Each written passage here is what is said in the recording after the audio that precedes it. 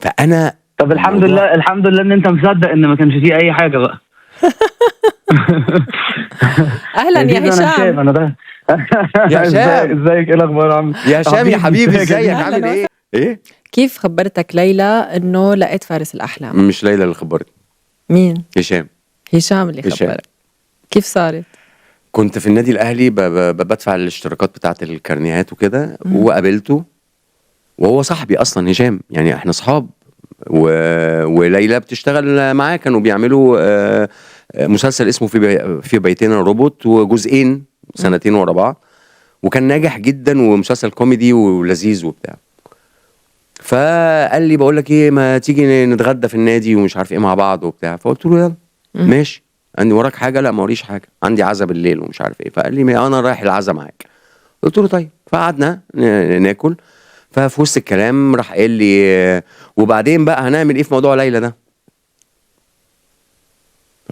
قلت له موضوع ليلى؟ موضوع ليلى.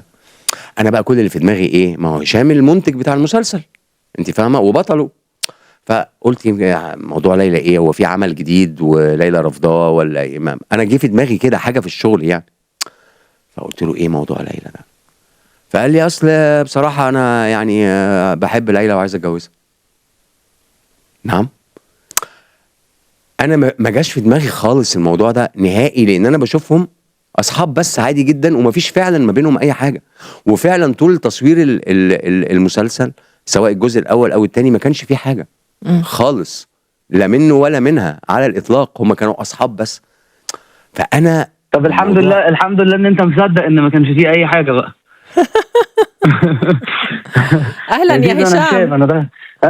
يا هشام ازيك ايه الاخبار يا عم؟ يا هشام يا حبيبي ازيك يا ازيك زيزو؟ عامل اهلا ايه؟ وسهلا. الحمد لله يا حبيبي. اصل دي كانت تهمه طبعا، انا كنت محتاج اثبت ان مفيش اي حاجه قبل ما ايوه شكلك كمان ممثل شاطر يا هشام، مش بس العائلة فنية هون، وحضرتك كمان مش حاسس لا عليك بس انه احنا في شيء بيناتكم. يا حبيبي يا اتش عامل لا ايه يا لا حبيب والله. قلبي؟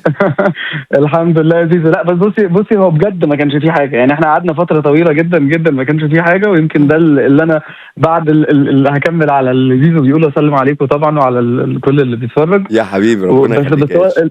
حبيبي يا زيزو، بس هو اللي حصل فعلا انه ما كانش فيه اي حاجه، ولما بدا يبقى فيه حاجه انا على طول يعني بدات على طول اتكلم مع لمحت لمامة ليلى الاول، وبعد كده على طول اتكلمت مع احمد عشان انا ما كنتش حابب ان حاجه فاجئني على تحصل طول. بدون ما هو يعرف. وبعدين الامور مشيت على خير، لكن فعلا ما كانش فيه اي حاجه في الاول. كنت خايف الحمد لله تقول ان له يعني الامور حضرت كلماتك، حضرت حالك، ولا تركت حالك هيك بعفوية؟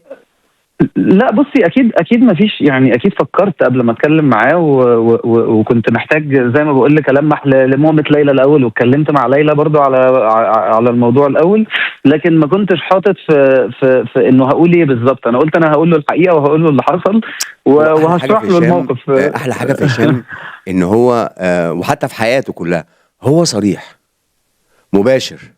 انت فاهمه يعني؟ راح رميها لي على طول كده مره واحده، اداني الخط مره واحده. وبعدين قعد حبيبي يا حبيبي. يطمني جدا جدا، لانه هو عارف انا علاقتي ببناتي عامله ازاي وقد ايه بحبهم وقد ايه بخاف عليهم. فقعد يديني كم تطمينات اللي هو بنتك دي هتبقى في عينيا، وقد كان. يعني هشام فعلا حاطط ليلى في عينيه. هشام ابن هو الابن اللي انت ما خلفته؟ طبعا.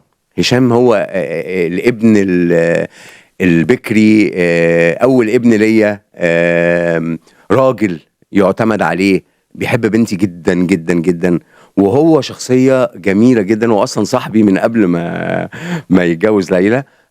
فهو شخصية جميلة جدا جدا لما تعرفيه.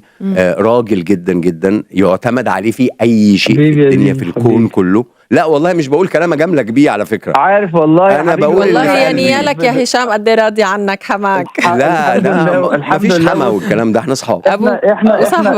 احنا علاقتنا الحمد لله هي علاقه، يعني انا بقول انه هي علاقه صحيه جدا مع ما سواء شاء مع الله، احمد الله يديم. او مع العيله بالكامل يعني.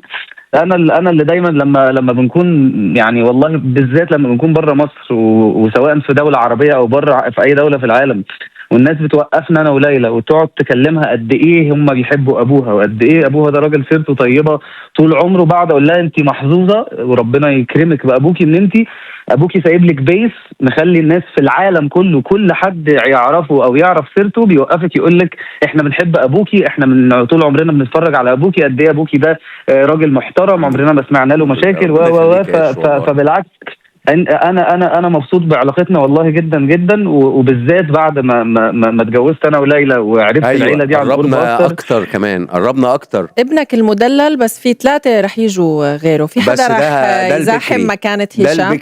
ده البكري ما فيش لا اي حد طبعا ولاد تانيين بس ده البكري حتى شريف ده بقى هشام البكري الاول. ايوه وكلهم ان شاء الله. لا كلهم طبعا هحبهم اكيد يعني، وانا بس بقول هشام حاله خاصه، حاله خاصه. هشام حاله خاصه بالنسبه لي يعني انا طول عمري كنت بتمنى ولد وجبت 4 بنات، هيجي لي 4 اولاد بس عندي دلوقتي ولدين، الولد البكري ايوه هشام وشريف بقى. الله يخلي هالعيله لبعض. بس اسمح لي بارك له لهشام بالبنوته اللي جايه على الطريق. هشام ان شاء الله الف مبروك.